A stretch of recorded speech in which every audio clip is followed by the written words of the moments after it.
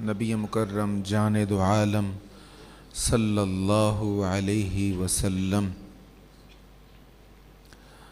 طائف تشریف لے گئے۔ حضور کے ساتھ حضرت زید ہیں، پیدل سفر کیا، کئی دن وہاں پہ تبلیغ کرتے رہے۔ ان لوگوں نے سرکار کریم علیہ الصلاۃ والتسلیم کی بات سننا بھی گوارا نہ کیا۔ نبی کریم علیہ الصلاۃ والتسلیم نہایت دکھ کے ساتھ وہاں سے واپس آئے۔ کچھ عرصے بعد آپ مکہ معظمہ میں ہیں، محو خرام ہیں، فرشتہ بارگاہ اقدس میں حاضر ہو جاتا ہے۔ وہی آقا جو طائف گئے تو تکلیفیں اٹھائیں، وہاں سنانا چاہا تو کسی نے آپ کی گفتگو کو سننا پسند نہ کیا۔ آج جبریل امی 70,000 فرشتوں کے جلوہ میں حاضر ہیں اور کہتے ہیں آقا آئیے نا، مسجد اقصیٰ میں آپ کو سننے کے لیے 1,24,000 کم و بیش انبیاء آئے ہیں۔ طائف والے نہیں سنتے، نہ سنیں، ان کو کیا پتہ اللہ کے حبیب کی شان کا۔ یہاں اللہ نے حضور کو سننے کے لیے، حضور کا خطاب سننے کے لیے انبیاء کو بلا لیا۔ آدم علیہ السلام آ گئے، موسیٰ آ گئے، نوح آ گئے، عیسیٰ آ گئے، جناب یوسف آ گئے، ابراہیم علیہ السلام آ گئے۔ آج سب حاضر ہیں اور خطاب کرنے والے لجپال آقا ہیں۔ حبیب صلی اللہ علیہ وسلم نماز پڑھتے تھے تو ظالم گلے میں پھندے ڈالتے تھے، اوجری ڈالتے تھے۔ آج حضور نماز پڑھنے کے لیے مصلی پر ہیں تو سارے انبیاء پیچھے کھڑے ہیں۔ اصول ہے ان مع العسر یسرا، مشکلات کے بعد آسانیاں ہوتی ہیں۔ مشکل سے مشکل حالات آئے، حضور علیہ الصلاۃ والسلام کے قدم ڈگمگائے نہیں۔ سرکار علیہ الصلاۃ والسلام نے دعوت دی تھی تو جواب میں پتھر مارے تھے۔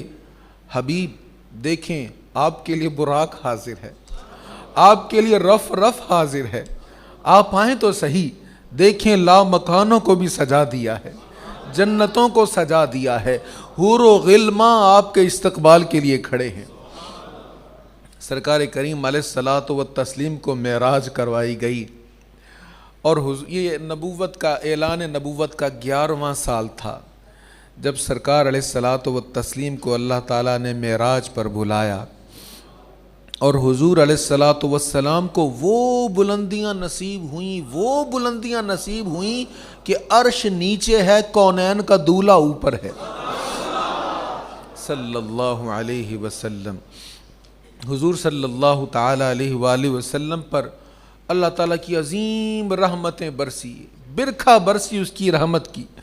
اور پھر قرب خاص میں اللہ تعالیٰ نے اپنے حبیب سے پوچھا، جس حبیب نے اتنے دکھ برداشت کیے رب کی رضا کی خاطر، آج انعام کا دن تھا، انعام کی رات تھی، پوچھا حبیب مانگ کیا مانگتا ہے؟ عرض کی مولا میں تیرا شکر گزار بندہ بننا چاہتا ہوں، مجھے مقام بندگی عطا کر دے۔ دیکھیں ہمارے آقا نے عاجزی کو پسند کیا ہے، بندگی کو پسند کیا ہے۔ سرکار عبد قرار صلی اللہ تعالیٰ علیہ وآلہ وسلم کو جو کچھ معراج کی رات عطا ہوا وہ ایک الگ باب ہے اور وہ بیان ہوتا رہتا ہے، آپ سنتے رہتے ہیں۔ سرکار عبد قرار صلی اللہ تعالیٰ علیہ وآلہ وسلم کا سلسلہ تبلیغ اور زیادہ ذوق شوق محبت سے جاری و ساری ہے کہ پہلے جو بیان کرتے تھے اب سب کچھ جاگتے ہوئے سر کی آنکھوں سے دیکھ کر آئے ہیں۔ حج کا موسم ہوتا تو حضور علیہ الصلاۃ والسلام حاجیوں کو تبلیغ کرتے۔ سرکار صلی اللہ تعالیٰ علیہ وآلہ وسلم نے جس کو دیکھا اس کو تبلیغ کی۔ کسی نے کہا جی ہم آپ کے ساتھ مل تو جائیں لیکن آپ کے تو اپنے علاقے کے لوگ آپ کے مخالف ہیں۔ حضور جہاں جاتے ابو لہب پیچھے پیچھے جاتا اور لوگوں کو کہتا ہے اس کی بات نہ سننا، یہ جھوٹ بولتا ہے، معاذ اللہ، یہ تمہیں تمہارے دین سے منحرف کر دے گا۔ سرکار کریم علیہ السلام کے پیغام کو غیر مؤثر کرنے کے لیے اتنی کوشش کرتا۔ سرکار صلی اللہ تعالیٰ علیہ وآلہ وسلم کی بات آہستہ آہستہ دلوں میں اترنے لگی، اور پھر یثرب یعنی موجودہ مدینہ منورہ کے 6 لوگ حلقہ بگوش اسلام ہو گئے۔ اگلے سال حج پر تعداد 12 ہو گئی، اگلے سال 70 سے زائد ہو گئی مسلمان وہاں پر۔ اچھا، یہاں پر حضور علیہ الصلوۃ والسلام نے تربیت کے لیے ایک صحابی کو منتخب فرمایا اور کہا آپ یثرب میں جائیں اور وہاں جو مسلمان ہو رہے ہیں ان کی تربیت فرمائیں، ان کو علم و حکمت سکھائیں۔ یہ کس کو مقرر کیا تھا؟ آپ جانتے ہیں، اس ہستی کا نام ہے مصعب بن عمیر رضی اللہ تعالیٰ عنہ۔ یاد آیا؟ وہ جس کا لباس سب سے مہنگا ہوتا تھا، جس کی خوشبو سب سے اعلیٰ ہوتی تھی، اور جس نے حضور کی خاطر سب کچھ چھوڑ دیا تھا۔ آج مدینہ منورہ میں یعنی یثرب میں میرے آقا کریم علیہ السلام کا نائب بن کر خدمت دین کر رہا ہے۔ سرکار علیہ الصلوۃ والتسلیم کو یثرب کے لوگوں نے دعوت دی، حضور یہاں تشریف لے آئیے۔ بارہا عرض کیا، حضور علیہ السلام نے دعوت کو قبول فرمایا، صحابہ کرام کو اجازت دی کہ یہاں مشکلات ہیں، وہاں جاؤ، اپنے مسلمان بھائیوں کے ساتھ جا کر زندگی گزارو۔ ابتداً چند صحابہ گئے، ان میں ایک بڑا اہم نام حضرت ابو سلمہ رضی اللہ تعالیٰ عنہ کا ہے۔ یہ جب گئے، ساتھ ان کی زوجہ محترمہ بھی تھی حضرت ام سلمہ رضی اللہ تعالیٰ عنہ، اور ان کا بیٹا بھی تھا سلمہ۔ یہ جب جانے لگے تو ان کے اپنے قبیلے کے لوگ بھی آ گئے اور ان کی اہلیہ کے قبیلہ کے لوگ بھی آ گئے۔ اچھا، اہلیہ کے قبیلے کے لوگ آ کر کہنے لگے بھئی تم نے اگر جانا ہے تو جاؤ، یہ جو تمہاری بیوی ہے نا، یہ ہمارے قبیلے کی بیٹی ہے، اس کو ہم جانے نہیں دیں گے تمہارے ساتھ۔ چھین لیا حضرت ام سلمہ کو اور ان کو واپس لے گئے کہ اس طرح نہیں جائے گا یہ۔ آپ کے اپنے قبیلے کے لوگ کہنے لگے ابو سلمہ تو جا رہا ہے نا، یہ تیرا بیٹا جو ہے نا، یہ ہمارے قبیلے کا فرد ہے، اس کو ہم نہیں لے جانا دیں گے۔ بیٹا بھی چھین لیا۔ اب بچوں اور فیملی کے بغیر کوئی بندہ ایک قدم بھی نہیں اٹھا سکتا۔ یہی خیال کیا ہوگا اس کا بچہ بھی چھین لیں گے، زوجہ بھی چھین لیں گے، تو یہ پھر کہاں جانے کے قابل رہے گا۔ لیکن وہ بھی حضور علیہ الصلوۃ والتسلیم کی خاطر سب کچھ قربان کرنے کے جذبہ کے ساتھ نکلے تھے۔ چھوٹتی ہے خدائی تو چھوٹے، میرا رشتہ نبی سے نہ ٹوٹے، دیکھ دیوانے پیارے نبی کے عشق ہے یہ تماشا نہیں ہے۔ عاشق لوگ وہ تھے۔ اکیلے سوئے مدینہ طیبہ روانہ ہو گئے۔ صحابہ کرام آہستہ آہستہ جانے لگے، کثیر تعداد میں صحابہ وہاں پر چلے گئے۔ اب یہ جو صحابہ جو چھپ کر چلے گئے تھے وہ تو چلے گئے، اور جو سر عام گئے تھے ان سے مال بھی چھینا، سواریاں بھی چھینی، یہاں تک کہ بچوں کو، بیویوں کو بھی چھین لیا گیا۔ یہ بھی ایک درد بھری داستان ہے کہ کس طرح صحابہ کرام علیہم الرضوان نے مکہ معظمہ سے ہجرت کی اور کیسے وہ مدینہ طیبہ کی طرف گئے۔ حضرت سیدنا ابو بکر صدیق رضی اللہ تعالی عنہ نے بارہا عرض کی، حضور اگر اجازت ہو تو میں بھی چلا جاؤں یثرب کی طرف۔ سرکار کریم علیہ السلام نے فرمایا نہیں ابو بکر ٹھہر جا، شاید تیرا کوئی اور ساتھی بھی ہو۔ اب یہ اشارہ سمجھ گئے کہ یہاں سے سارے تو چلے گئے ہیں، میں رہ گیا ہوں، علی رہ گئے ہیں، چند اور ایک دو اور افراد ہیں، وہی صحابہ ہیں جو قیدی بنا لیے گئے۔ کچھ صحابہ کو قید بھی کر دیا گیا تھا جو ہجرت کرنا چاہتے تھے، اور کچھ غلام تھے ان کو زنجیروں میں جکڑ دیا گیا تھا کہ یہ ہجرت کیوں کر کے جائیں۔ تو جناب سیدنا ابو بکر صدیق سمجھ گئے کہ حضور علیہ السلام نے جو کہا ہے تمہارا کوئی اور بھی ہم سفر ہوگا تو یہ سعادت مجھے نصیب ہوگی، حضور میرے ساتھ جائیں گے۔ جلدی سے بہترین 2 اونٹنیاں خرید لیں، اور اونٹنیوں کو خرید کر ان کی خوب خدمت شروع کر دی، بہترین کھلانا شروع کر دیا تاکہ یہ صحت مند ہو جائیں، اور جب بھی حضور کہیں تو میں دونوں اونٹنیاں لوں اور یہ اونٹنیاں ہمیں یثرب تک ساتھ لے جائیں۔ تیاری اپنی شروع کر دیا آپ نے۔ ادھر سے مشرکین مکہ نے جب دیکھا کہ یہ تو مسلمان تیزی سے جا رہے ہیں یثرب کی طرف اور وہاں پر ان کا مرکز بن جائے گا، اور ایسے میں محمد صلی اللہ علیہ وسلم اگر وہاں پر چلے گئے تو یہ تو اپنا مرکز بنا لیں گے، کل کلاں یہ ہمارے خلاف اٹھ کھڑے ہوں گے، تو یہ نہیں ہونا چاہیے۔ اس سلسلے میں مسئلے کو حل کرنے کے لیے سد باب کے لیے ایک میٹنگ بلائی گئی، اجلاس بلایا گیا۔ اس جگہ کا نام ہے دار الندوہ، وہاں پر ان کی میٹنگ ہوتی تھی اور اجلاس ہوتے تھے، اور بڑی بڑی عمر کے افراد جو تھے، سردار جو تھے، وہ شرکت کیا کرتے تھے۔ نوجوانوں کو وہاں آنے کی اجازت بھی نہیں تھی، سارے سردار وہاں پر آ گئے۔ تو جب یہ حضور علیہ الصلاۃ والتسلیم کے خلاف شیطانی اجلاس ہونے لگا، شیطانی میٹنگ ہونے لگی، تو شیطان بھی پیچھے نہیں رہا، شیطان بھی ایک شیخ کی صورت میں وہاں پر پہنچ گیا۔ ان لوگوں نے دیکھا بڑا ریشمی لباس پہنا ہوا ہے اور بڑا عالی شان لباس پہنا ہوا، یہ کون بوڑھا یہاں گھس آیا؟ پوچھا بھئی آپ کون؟ انہوں نے کہا بھئی میں بھی آپ کا ہم خیال ہی ہوں، میں نجد سے آیا ہوں۔ یہ نجد کا شیخ جو بن کے آیا تھا وہاں پر بیٹھ گیا۔ اب اجلاس شروع ہو گیا، مشاورت ہونے لگی کیا کیا جائے۔ ایک بدباطن نے مشورہ دیا، ایسا کرتے ہیں کہ حضور صلی اللہ علیہ وسلم کے بارے میں کہا، ایسا کرتے ہیں اس کو زنجیروں میں جکڑ دیتے ہیں اور زنجیروں ہی میں جکڑا رہنے دیں، اس کو چھوڑیں گے ہی نہیں، چھوڑیں گے تو وہاں یہ جائے گا، اور جب جائے گا ہی نہیں تو پھر اس کی مرکز اور سلطنت بھی قائم نہیں ہوگی، لہذا ان کو زنجیروں میں جکڑ دیا جائے۔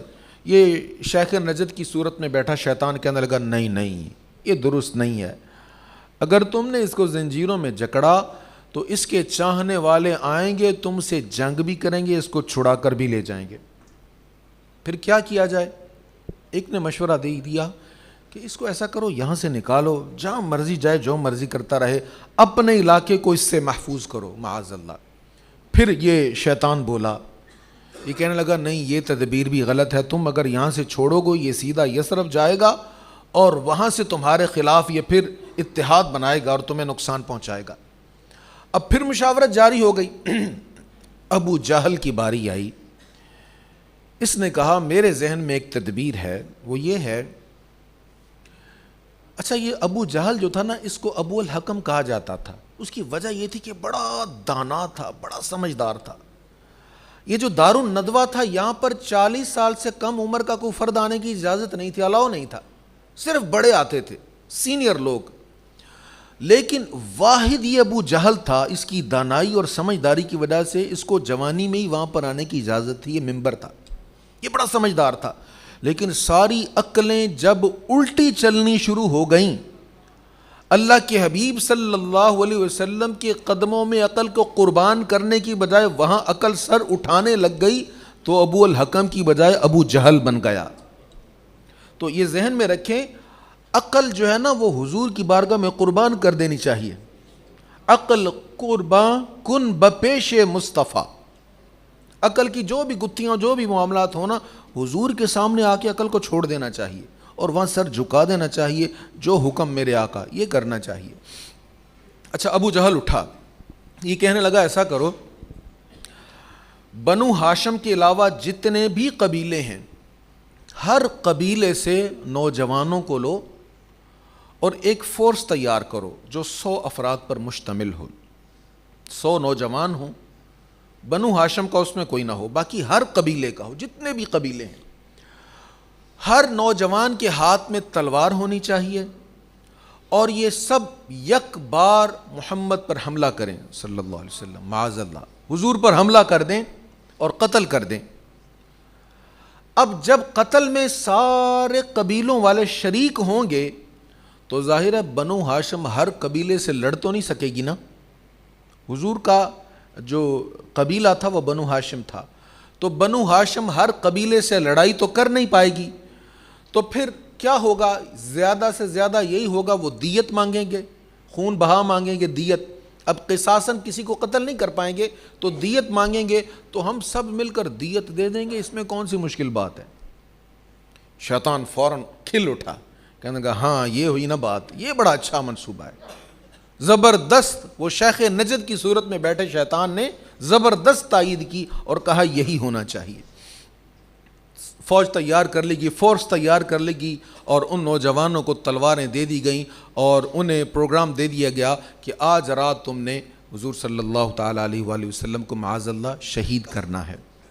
ادھر سرکار عبد قرار صلی اللہ تعالیٰ علیہ وآلہ وسلم دوپہر کا وقت ہے اور سیدنا ابو بکر صدیق رضی اللہ تعالیٰ عنہ کے گھر تشریف لے جاتے ہیں۔ حضرت صدیق اکبر گھر پر ہیں، آپ کی صاحبزادی حضرت اسماء کہتی ہیں بابا جان اللہ کے رسول تشریف لا رہے ہیں۔ حضرت ابو بکر صدیق جلدی سے باہر استقبال کے لیے آئے۔ سرکار کریم علیہ السلام عام طور پر صبح یا شام کے وقت حضرت ابو بکر صدیق کے گھر جاتے تھے، آج معمول سے ہٹ کر دوپہر کے وقت آئے ہیں۔ صدیق اکبر سمجھ گئے کوئی خاص بات ہے، عرض کی جان عالم حکم فرمائیں، میں تو جب سے آپ نے کہا ہے تیرا کوئی ہم سفر ہوگا تب سے میں تیاری کر کے بیٹھا ہوں۔ حضور علیہ السلام نے فرمایا پھر آج رات روانگی ہے۔ سرکار عبد قرار صلی اللہ تعالیٰ علیہ وآلہ وسلم کو معلوم ہو گیا کہ حضور علیہ الصلاۃ والتسلیم کو شہید کرنے کے لیے تمام قبیلوں کے لوگ آ گئے ہیں۔ اپنے بستر پر حضرت سیدنا علی المرتضیٰ رضی اللہ تعالی عنہ کو لٹا دیا۔ قربان جاؤں میں اپنے آقا کریم علیہ الصلاۃ والتسلیم کی عظمت پر، حضور کے اخلاق پر۔ ہم اصولوں کے جتنے مرضی پکے ہوں، مضبوط ہوں، لین دین کے جتنے مرضی اچھے ہوں، لیکن جس کے ساتھ ہمارا لین دین کا معاملہ ہو اگر دشمنی ہو جائے تو ہمارا لین دین خراب ہو جاتا ہے۔ ہم زبان کے جتنے مرضی پکے ہوں، جس کو زبان دی ہے اگر وہ دشمنی پر اترا ہے تو ہم بھی زبان سے پھر جاتے ہیں۔ وہ جو جان کے دشمن تھے، حضور علیہ السلام نے مولا علی کو کیا کہا؟ وہ جو جان کے دشمن تھے نا ان کے بارے میں فرمایا ان دشمنوں کی امانتیں میرے پاس ہیں، تم ان کی امانتیں انہیں واپس کر کے پھر مدینہ طیبہ آنا، پھر یثرب کی طرف آنا۔ دشمنوں کی امانت، حضور علیہ السلام نے اس کی حفاظت فرمائی، یہ ہے امانت، اس لیے میرے آقا کو امین کہا جاتا ہے۔ سبحان اللہ صلی اللہ علیہ وسلم۔ ایک روایت ابھی تازی میرے نظر سے نہیں گزری اور اس کی صحت کا مجھے کنفرمیشن نہیں ہے اس کے متعلق، وہ یہ بھی ہے کہ حضور علیہ الصلاۃ والتسلیم کو جب حضور نے جب مولا علی سے کہا نا کہ آپ صبح ان کی امانتیں دے کر آ جانا، تو مولا علی کہتے ہیں کہ رات سونے سے پہلے مجھے اندیشہ ہوتا تھا پتہ نہیں صبح آنکھ کھلے گی کہ نہیں کھلے گی، لیکن آج حضور نے کہا تھا نا امانتیں دے کر آنا، مجھے یقین تھا کہ رات موت نہیں آئے گی، بڑے سکون سے سویا تھا۔ اللہ اکبر صلی اللہ علیہ وسلم۔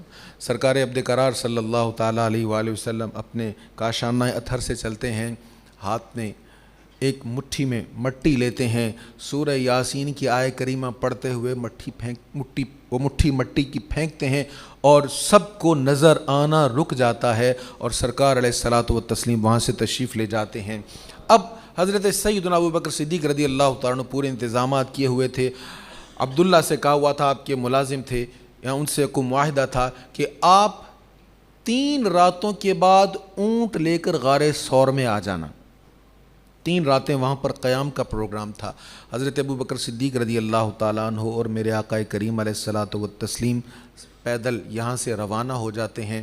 تقریباً 3 میل کی مسافت ہے غار ثور کی، اور حضور علیہ الصلاۃ والتسلیم جب جا رہے ہیں تو سرکار مڑ مڑ کر کعبہ شریف کو دیکھ رہے ہیں۔ مدینہ ہماری محبتوں کا محور و مرکز ہے۔ مدینہ منورہ کی معطر و معمبر فضاؤں پر قربان ہو جانا بہت بڑی سعادت ہے۔ مدینہ منورہ میں موت بہت بڑی سعادت ہے، لیکن مکہ معظمہ کو بھی فراموش نہ کریں۔ حضور جب جا رہے تھے نا، میرے آقا کریم علیہ السلام کی عجیب کیفیت تھی، مڑ مڑ کے کعبے کو دیکھ رہے تھے۔ حضور کا بچپن یہاں گزرا، لڑکپن یہاں پہ گزرا، جوانی یہاں پہ گزری، مڑ مڑ کے کعبے کو دیکھ کر کہہ رہے تھے اے کعبے، یہ ارض مقدس اللہ تعالیٰ کو اس سے بڑھ کر کوئی محبوب جگہ نہیں ہے۔ اے کعبہ، اگر تیرے مکینوں نے میرا یہاں جینا مشکل نہ کیا ہوتا میں کبھی بھی تجھے چھوڑ کر نہ جاتا۔ اللہ اکبر۔ حضرت سیدنا ابو بکر صدیق کبھی حضور کے دائیں ہوتے، کبھی بائیں، کبھی پیچھے، کبھی آگے۔ ابو بکر یہ کیا کر رہا ہے؟ سرکار مجھے جب لگتا ہے کہ ادھر سے دشمن آئے گا میں ادھر آ جاتا ہوں، جب لگتا ہے پیچھے سے حملہ کرے گا میں پیچھے آ جاتا ہوں، جب لگتا ہے ادھر سے حملہ کرے گا میں ادھر آ جاتا ہوں۔ حضور کے ارد گرد گھومے جا رہے ہیں۔ سرکار علیہ الصلاۃ والتسلیم کے پاؤں مبارک، آپ جوتا نہیں پہنا ہوا تھا، ننگے پاؤں تھے، تو حضور علیہ الصلاۃ والسلام کے پاؤں پر پتھر لگتے ہیں تو زخم آ جاتا ہے، لہو رسنے لگتا ہے، تاجدار صداقت کو برداشت نہ ہوا، حضور علیہ السلام کو کندھوں پہ اٹھا لیا۔ بہت سے لوگوں نے نیچے کھڑے ہو کر اوپر غار ثور کو دیکھا ہوگا اور یہ سوچا ہوگا اتنا اونچا ہے کیسے چڑھ کر جائیں گے، اچھا پھر کبھی صحیح۔ کئی بار ایسا ہوا نا، دیکھا نہیں جانا چاہیے لیکن یہ تو بہت اونچا ہے، کیسے جائیں گے، اتنی گرمی، دوپہر، دھوپ۔ تو پھر وہ زیارتیں کروانے والے بھی کہتے ہیں یہیں سے دعا مانگ لیجئے گا، آ جائیں واپس۔ لیکن میرے آقا کریم علیہ الصلوۃ والتسلیم کے اس عاشق صادق کی عظمتوں کے قربان جائیں، اکیلے نہیں جائے، حضور کو کندھوں پہ اٹھا کر لے کر جا رہے ہیں۔ غار میں پہنچ گئے، رک گئے، آقا ایک ذرا ٹھہریے، اندر سے غار کو صاف کیا، سارے سوراخ بند کیے اور اپنے کپڑے کو پھاڑ پھاڑ کر سوراخوں میں ڈالا، اور جب کپڑا ختم ہوا تو اپنے پاؤں کو رکھ لیا سوراخ پر اور کہا حضور تشریف لے آئیے۔ اچھا یہاں ان کو پتہ چل گیا، یہ آئے جب وہ جو فورس تیار کی تھی ان کا وہ تو یہاں پر ہیں ہی نہیں۔ مولا علی کو اٹھایا، کہاں ہیں حضور؟ انہوں نے کہا لا ادری، مجھے نہیں پتا۔ جھوٹ نہیں بولا تھا، ان کو واقعی خبر نہیں تھی کہ اس وقت حضور کہاں ہیں۔ لا ادری کا، اب یہ ایک دم بدحواس ہو گئے، بھاگ دوڑ شروع کر دی، ارد گرد پھیلا دیا لوگوں کو، اعلان کر دیا کہ جو محمد کو صلی اللہ علیہ وسلم یا ابو بکر کو پکڑ کر لائے گا یا قتل کرے گا اس کو 100 اونٹوں کا انعام ملے گا، یہ اعلان کر دیا۔ اب بڑے بڑے لالچ میں آ کر بڑے بڑے لوگ بھاگے، ادھر ادھر گئے۔ سرکار عبد قرار صلی اللہ تعالیٰ علیہ وآلہ وسلم غار ثور میں ہیں اور سیدنا ابو بکر صدیق رضی اللہ تعالیٰ عنہ حضور کے جلوے دیکھ رہے ہیں، حضور کی زیارت کر رہے ہیں۔ یہ بہت بڑی سعادت ہے، یہ وہ سعادت ہے جو امت میں سے کسی کے حصے میں نہیں آئی۔ ایک بار جس نے حضور کا دیدار کر لیا نا ایمان کی حالت میں، وہ صحابیت کے مقام کو پہنچ گیا۔ یہاں پر 3 راتیں دیدار مصطفیٰ ہوتا رہا، اور پھر وہ بھی آپ نے سنا۔ بس اس کو اختصار کر رہا ہوں کہ کفار آ گئے، دشمن آ گئے اوپر، اور حضور علیہ الصلوۃ والتسلیم غار میں ہیں۔ ابو بکر صدیق عرض کرتے ہیں یا رسول اللہ میں ڈر رہا ہوں۔ حضور کے بارے میں ڈر تھا، اپنی جان کے بارے میں نہیں۔ حضور نے فرمایا لا تحزن ان اللہ معنا، غم نہ کر، اللہ ہمارے ساتھ ہے۔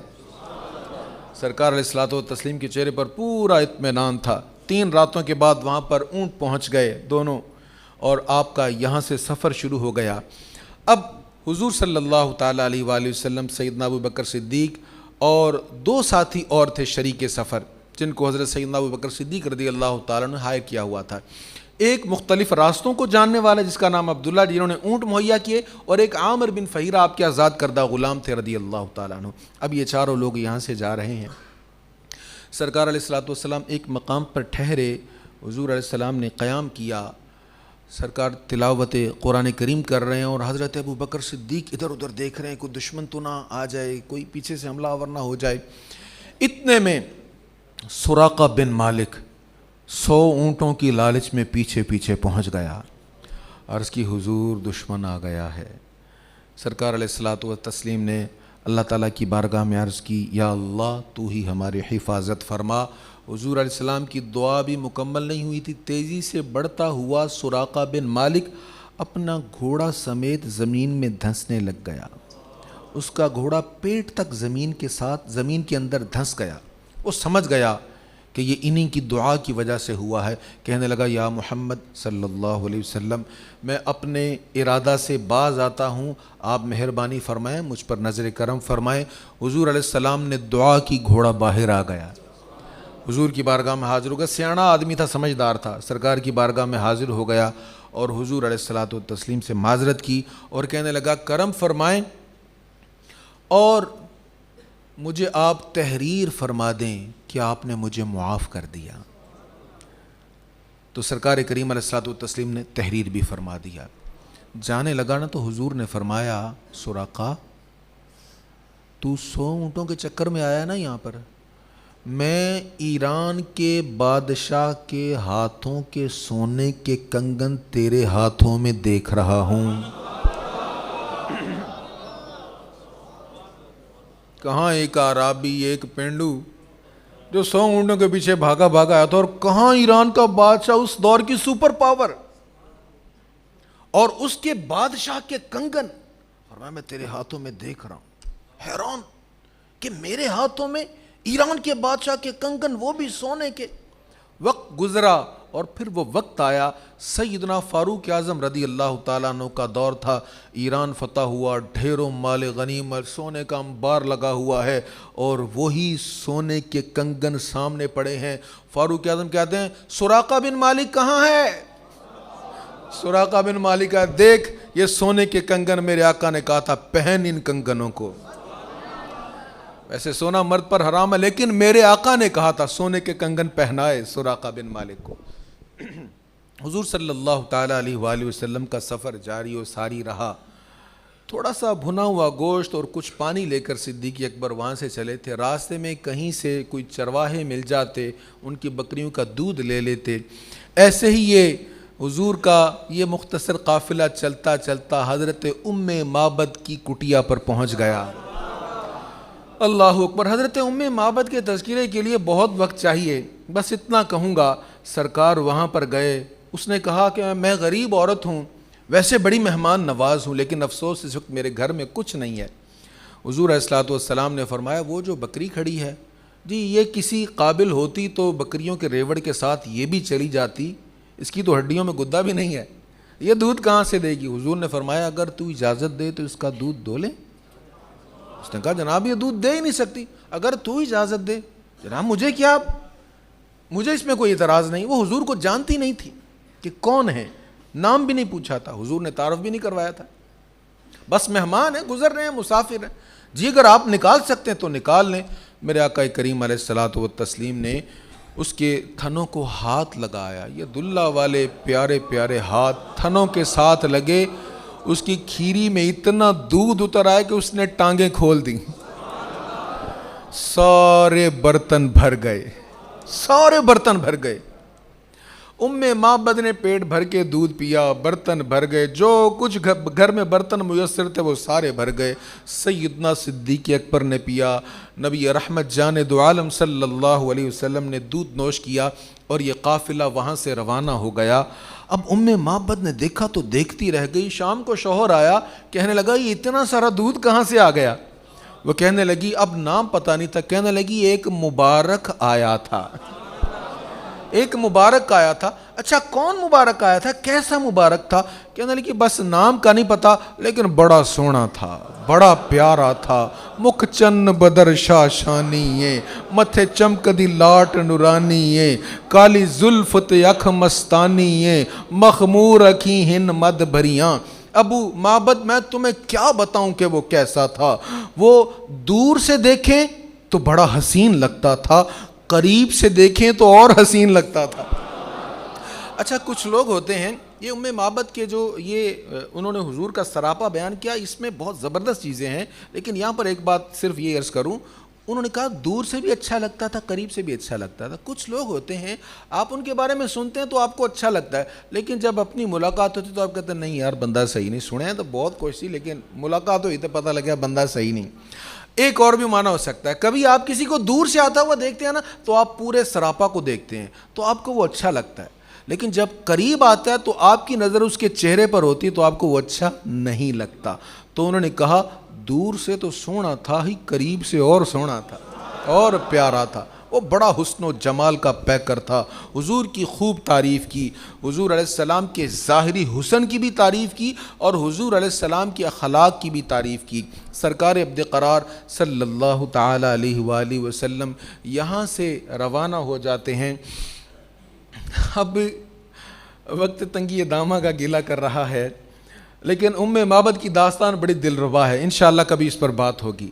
حضور یہاں سے تشریف لے گئے، اب ادھر بھی انتظار ہو رہا ہے، ادھر گھروں کی چھتوں پر کھڑے ہو کر انتظار کر رہے ہیں، درختوں پر کھڑے ہیں لوگ، کب سے انتظار کر رہے ہیں۔ تو چونکہ گرمی کا موسم تھا، یہ سپتمبر کا مہینہ تھا، تو ہمارے ہاں بھی گرمی ہوتی تو ادھر تو زیادہ گرمی ہوتی اس ماہ میں، تو عام طور پر اس ماہ میں وہاں پر ریگستان میں صحراؤں میں لوگ دوپہر کے وقت سفر نہیں کرتے تھے، رات کو سفر زیادہ کرتے تھے، تو وہ لوگ صبح صبح آ جاتے، انتظار کرتے، دیکھتے، اونچی چھتوں پہ کھڑے ہو کے دیکھتے کہ وہ قافلہ آیا ہے کہ نہیں آیا، حضور تشریف لائے ہیں کہ نہیں لائے۔ اور جب دوپہر ہو جاتی تو پھر مایوسی چھا جاتی کہ اب تو بڑی گرمی ہو گئی ہے، اس وقت وہ سفر نہیں کریں گے، راستے میں ہی کہیں پڑاؤ کریں گے۔ تو ایک دن ایسے ہی انتظار ہو رہا تھا، ایک اونچے گھر پہ کھڑے شخص نے کہا، او یثرب والو، مجھے لگتا ہے تمہارے مہمان آ گئے ہیں۔ اللہ اکبر۔ اب وہ کیا منظر تھا، سرکار عبد قرار صلی اللہ تعالیٰ علیہ وآلہ وسلم کی ناقہ، حضور کی اونٹنی جس کو قصوہ کہا گیا، سبحان اللہ، اس اونٹنی کی بھی بڑی شان تھی، بڑی شانوں والی وہ اونٹنی تھی۔ میرے آقا کریم علیہ السلام نے بڑا اس پر سفر فرمایا ہے۔ حضور علیہ السلام کی اونٹنی جب دور سے آتی ہوئی تشریف لائی اور دیکھا تو سب خوشی سے اچھلنے لگے، زمین پر پاؤں نہیں لگ رہے تھے، اور صدائیں کیا گونج رہی تھی، طلع البدر علینا من ثنیات الوداع وجب الشکر علینا ما دعا للہ داع طلع البدر علینا من ثنیات الوداع وجب الشکر علینا ما دعا للہ داع۔ اچھا، میں اس حوالے سے کلام تلاش کرتا رہا، آج مجھے بڑا خوبصورت کلام ملا ابو الاسر حفیظ جلندری صاحب رحمۃ اللہ علیہ کا، اس کے چند شعر سنیے۔ ہوا چاروں طرف اقصائے عالم میں پکار آئی، بہار آئی بہار آئی بہار آئی بہار آئی، جوانوں پیرو مردو زن سراپا چشم بیٹھے تھے، بہار آنے کو تھی گلشن سراپا چشم بیٹھے تھے، اب استقبال کو دوڑے بنی نجار سج سج کر، بڑھے انصار بن کر اوپ چی ہتھیار سج سج کر، جنوبی سمت سے اٹھا تھا نورانی غبار آخر، سواد شہر میں داخل ہوا ناقہ سوار آخر، فضا میں بس گئی توحید کی آزاد تکبیریں، یہ تکبیریں تھی باطل کے گلو پر تیز شمشیریں، مہاجر پیچھے پیچھے چل رہے تھے سر بکف ہو کر، کھڑے تھے راہ میں انصار ہر سو صف بصف ہو کر، مسلمان بیبیاں گھر کی چھتوں پر جمع ہو کر، نظر سے چومتی تھی عصمت دامان پیغمبر، زباں پر اشرق البدر علینا کی صدائیں تھیں، دلوں میں ما دعا للہ داعٍ کی دعائیں تھیں۔ کیا حسین منظر تھا، کہیں معصوم ننھی بچیاں تھیں دف بجاتی تھیں، رسول پاک کی جانب اشارے کر کے گاتی تھیں کہ ہم ہیں بچیاں نجار کے عالی گھرانے کی، خوشی ہے آمنہ کے لال کے تشریف لانے کی۔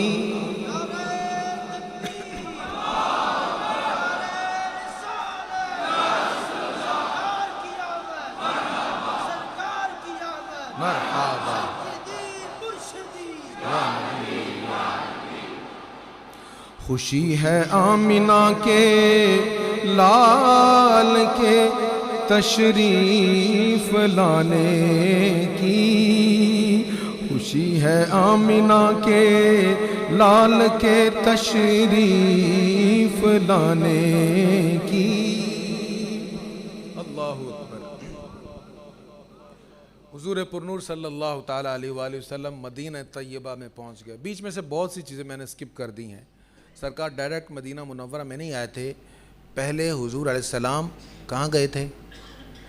جہاں پہلی مسجد قباء شریف تعمیر ہوئی، حضور علیہ السلام نے راستے میں جمعہ بھی پڑھایا وہاں سے چلتے ہوئے، اور پھر مدینہ طیبہ میں تشریف لائے۔ اب مدینہ منورہ میں حضور کا قیام کہاں پر ہوا، اس کے پیچھے بھی ایک بڑی دلچسپ داستان ہے، انشاءاللہ کل اس کا کچھ بیان ہوگا۔